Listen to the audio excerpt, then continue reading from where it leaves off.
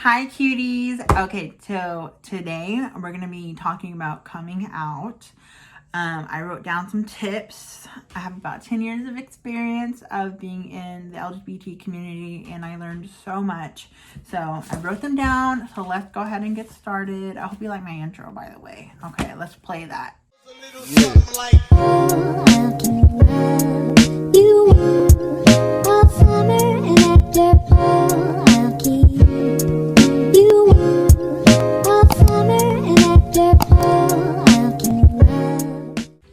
So I have about 8 tips and I'm gonna read them and do my input. Okay, I'm sorry. Not many people ask me on a daily basis on how to come out, but ever since I came out, my DMs have been flooded. So, okay, let's go ahead and just start.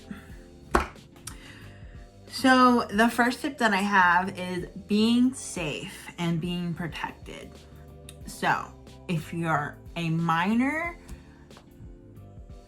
I would touch base with your parents on seeing how they would react to the LGBT community. As for an example, you can tell your mom or dad that there's a new student and he's gay, and even being friends with him or something along those lines, or one of your school friends came out as bisexual or something like that, just to see how they would react. And if they have a positive feedback from that, you can, you could come out eventually. But if they have a negative feedback, I would wait until I was 18. I would save up some money for an apartment or a hotel for just if in case. But my number one rule is being safe. There's so many teens out there and LGBT teens that are struggling to find places and shelters and stuff like that. So you want to be protected and to avoid that at all costs. Okay, so my tip number 2 is don't push yourself. Time is patience, and when you're patient, it will get better. So don't push yourself, do not rush it. Start off small, and you don't have to tell everybody at once. You can pick and choose on who you want to tell. And you know that vibe. If they're gonna be positive or negative or anything like that. So you want to take it step by step.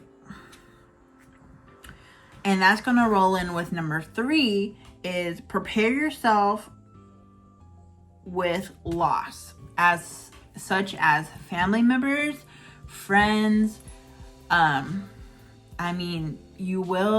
You most likely will lose some friends and some family members, but it may be temporarily. I know when I came out 10 years ago, I lost a lot of friends because of the fact that I was trans. And still to this day, I have family members who still disagree with my transition. And, in the long run, it's my life. And I'm happy and authentic, and I'm just so happy that I made the decision. So find yourself a small group of people, like a little support system, and knowingly that they're gonna have your back no matter what. Like in high school, I hung out with a lot of I guess you would call like the goths and like the emos and the gays and stuff like that. And I always knew that no matter what, they would have my back, and I loved them. And until this day, I still talk to them. Not as much as I used to, but I still associate with them. But I know that they will always have my back regardless.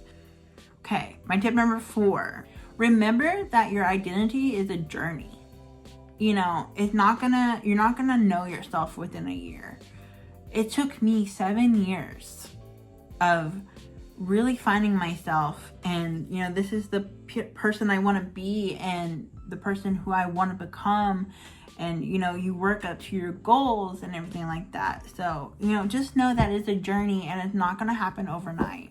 Being on hormones, it takes time. Your body has to adjust. Your muscle mass, you know, kind of goes away, and you get more fat in the fattier areas, and, you know, your body's doing such a beautiful thing of morphing into a female or a male. And so, you know, it's a journey, and it's a beautiful journey. So number 5, you have to be patient with others. I know when I first started, you know, transitioning, I had some family members that would still call me he and him, but they accepted me, but the pronouns, you know, they were still correcting themselves, or still calling, it would slip up here and there. And you just have to be patient and just kindly correct them and just say him, her, they, them, you know, just kind of correct them, and don't be angry. You know, I used to be so angry when my grandma used to call me him and his, and it used to get under my skin. But after a while, after being patient with her, and, you know, after she was learning, is basically, you're basically programming a brand new person to somebody. I'm hopeful that my other family members will come around, but as of right now, they're not. But maybe one day, who knows? 6, I would gather up resources in your local town or state. Prepare yourself, you know, if in case you do need to go into a shelter, or if you want to start on hormones or anything like that. Like, do your homework. I remember when I was first started transitioning, I had a book kind of similar like this right here, and I wrote down everything, what I wanted to accomplish, what did I need for my passport, what doctors that were available, what doctors took insurance, what doctors are taking self-pay, all sorts of stuff. I wrote everything down, and being organized is pretty much key. So you can just like jot down something, and you can go back to it as later references. Like for my name change, I wrote down everything, and I pretty much had everything there, and the judge was very surprised and was like, okay, well, she knows what she's talking about, let's grant her name change. So, you know, you can always have that resource. Or if you want to be more personable or private, you can put it in your phone, if in case you have parents or family members that are snooping around and you don't want them to know that you're planning on transitioning or coming out. You know, keep it in your phone, keep it in an email, send it to yourself, send it to a company, send it to me or something like that. And so you can always have that handy dandy right there. Number 7, be positive. No matter what the scenario is, always try to look at the positive out of things, and it will get better. It will get better. Even though it may not seem that it won't get better, but it will. But just know that you're not alone, and you always have that one person that will be there for you. And, you know, you may feel alone in this exact moment, but just know you have that one person that still cares about you and still loves you. And even though they may not be here right now, at this exact second, they're there for you. So it will get better when you get older and, you know, find a job or get your own apartment or something like that. It will get so much better. And that's along the lines of being patient. You know, everything's not gonna come right then and there. And patience is key in your transition or for coming out. You know, it's a process. And, you know, it's like a cake. You know, you gotta put all the ingredients in there and like the icing and then stuff like that. Like, oh wait, you wanna bake it first and then put the icing. And and you know, it's just a process. Trust the process. Okay, trust the process. And then I guess like number 8, it will also align with number 2, but develop a support system. You know, go to a therapist or have a daily talk with your like mentor or a church or friends or something. You know, just kind of build a small support system, and eventually it will grow and grow and grow. And you know, I'm so happy that I have such an amazing support system at home, in my family circle, and my friend circle, and my work. So it's basically like a domino effect. It's, you know, if there's a negative person and they're gonna come in here and they'll be like, okay, boom, okay, you're not valid in this situation. Okay, if you can't accept, just move on, just go away. Okay, just go away, and we will help them out, or we will help her out or him out.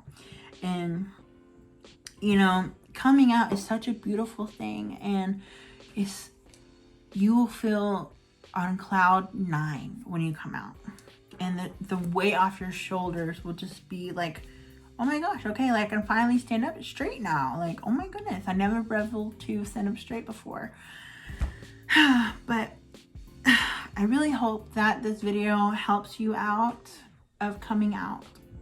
And if you need anything, or if you need help finding resources, you know, you can always come to me on my Instagram and my DM. I'm always there. You know, I always check my requests all the time.